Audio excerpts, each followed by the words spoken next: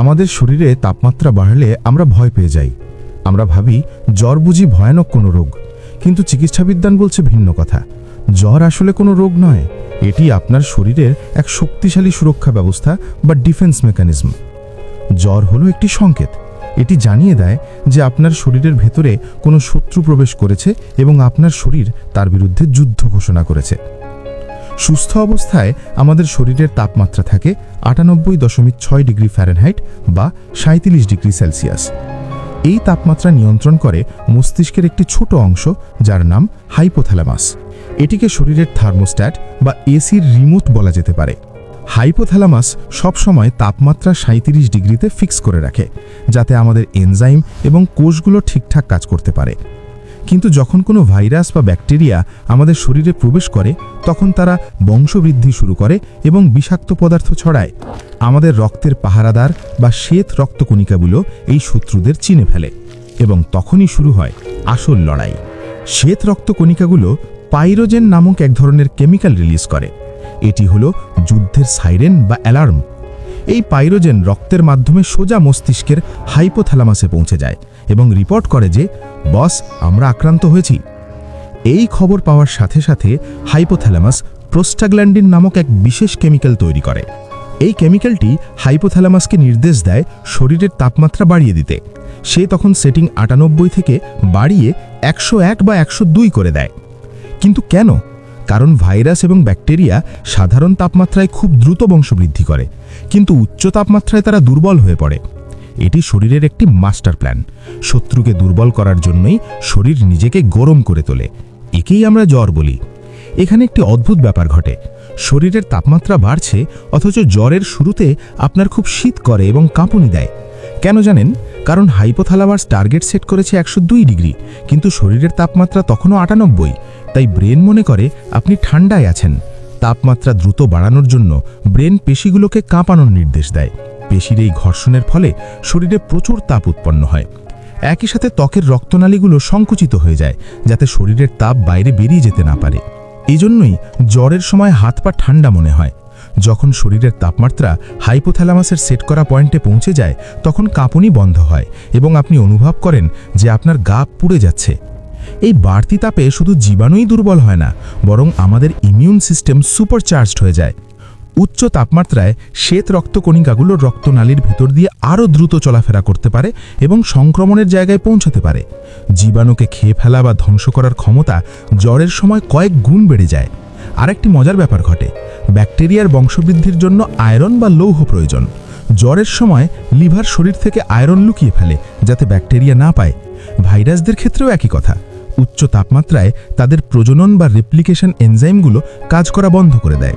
তাই চিকিৎসকরা বলেন, জ্বর ১০০ বা ১০১ ডিগ্রি ফ্যারেনহাইট পর্যন্ত হলে ওষুধ খেয়ে তা কমানোর চেষ্টা না করাই ভালো, কারণ এটি আপনার শরীরকে জীবাণুর বিরুদ্ধে যুদ্ধ করতে সাহায্য করছে। জ্বর কমিয়ে দিলে আপনি আসলে শত্রুরই সুবিধা করে দিচ্ছেন। যখন ইমিউন সিস্টেম যুদ্ধে জিতে যায় এবং জীবাণুর সংখ্যা কমে আসে, তখন পাইরোজেন রিলিজ হওয়া বন্ধ হয়ে যায়। হাইপোথ্যালামাস বুঝতে পারে বিপদ কেটে গেছে। তখন সে শরীরের থার্মোস্ট্যাট আবার স্বাভাবিক ৩৭ ডিগ্রিতে নামিয়ে আনে। এখন শরীরকে দ্রুত ঠান্ডা করতে হবে, তাই ব্রেন ঘামানোর নির্দেশ দেয়। একে আমরা বলি জ্বর ছাড়া। রক্তনালীগুলো প্রসারিত হয় এবং শরীর থেকে তাপ বেরিয়ে যায়। ঘাম দিয়ে জ্বর ছাড়া মানে হলো যুদ্ধ শেষ, আমরা জিতেছি। তবে সব জ্বরই কিন্তু ভালো নয়। তাপমাত্রা যদি ১০৪ বা ১০৫ ডিগ্রির উপরে চলে যায়, তখন তা বিপজ্জনক হতে পারে। অতিরিক্ত তাপে আমাদের শরীরের নিজস্ব প্রোটিন এবং এনজাইমগুলো নষ্ট হয়ে যেতে পারে, অনেকটা ডিম সেদ্ধ হয়ে শক্ত হয়ে যাওয়ার মতো। একে বলা হয় হাইপারপাইরেক্সিয়া। এটি মস্তিষ্কের স্থায়ী ক্ষতি করতে পারে এবং খিঁচুনি বা সিজার তৈরি করতে পারে।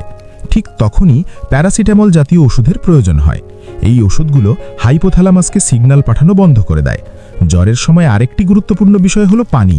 শরীরের তাপমাত্রা বাড়লে প্রচুর পানি বাষ্প হয়ে বেরিয়ে যায়। তাই জ্বরের রোগীকে প্রচুর পানি, ডাবের পানি বা স্যুপ খাওয়াতে হয়, যাতে ডিহাইড্রেশন না হয়। জ্বরের সময় কেন এত দুর্বল লাগে?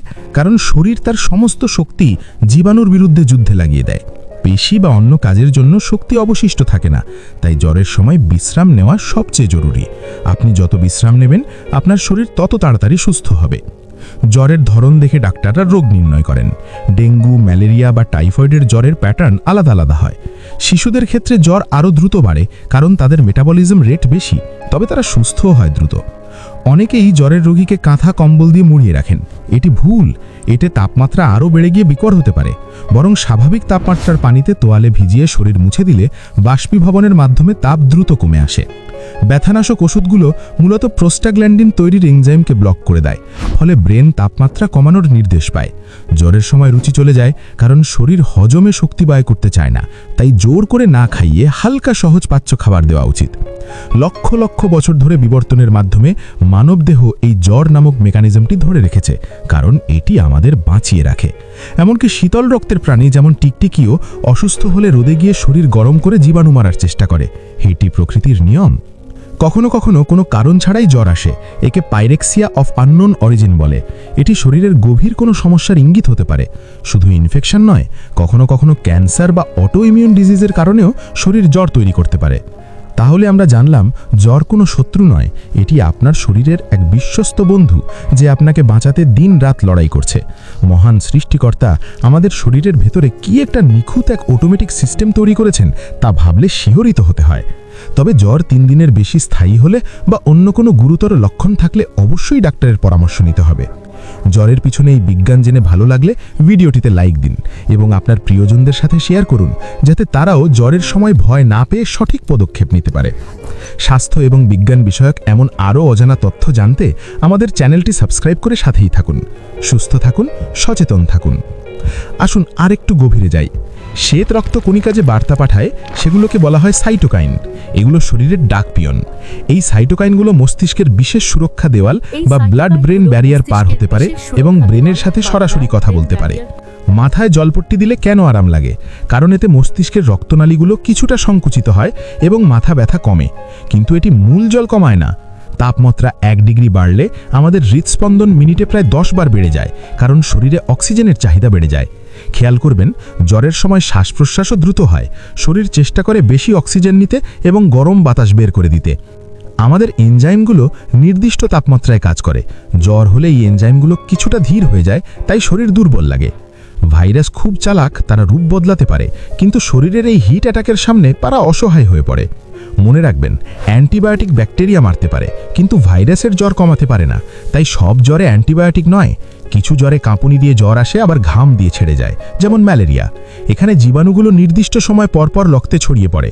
আবার টাইফয়েডের জ্বর সাধারণত একটানা থাকে এবং সহজে নামতে চায় না। একে স্টেপ ল্যাডার প্যাটার্ন বলে। যদি শুধু রাতে জ্বর আসে এবং ঘাম হয়, তাহলে এটি যক্ষা বা টিউবারকিউলোসিসের লক্ষণ হতে পারে। জ্বর সেরে যাওয়ার পরেও কিছুদিন দুর্বল লাগে, একে পোস্ট ভাইরাল ফ্যাটিগ বলে। শরীর তখন যুদ্ধের ক্ষতি পুষিয়ে নিচ্ছে। জ্বরের সময় জিভে স্বাদ লাগে না, কারণ পানি শূন্যতায় টেস্ট বাডগুলো সাময়িকভাবে অকেজো হয়ে পড়ে।